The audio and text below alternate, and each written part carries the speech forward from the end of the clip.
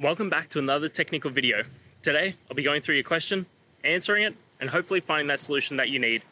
Guys, remember to stay just a little bit crazy, just like me, and hopefully find that resolution you're looking for. Now, let's continue on to the video.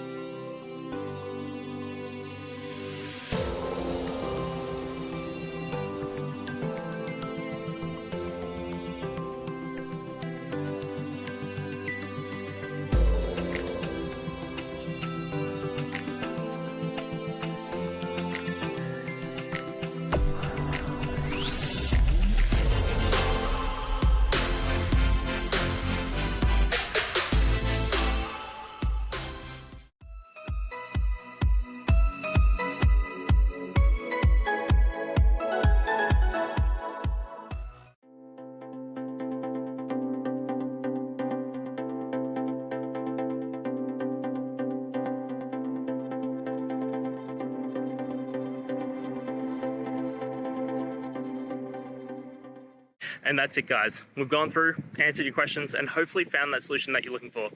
If we did, please hit subscribe. I'd really appreciate it. And until the next time you need technical help, I hope you have a good one.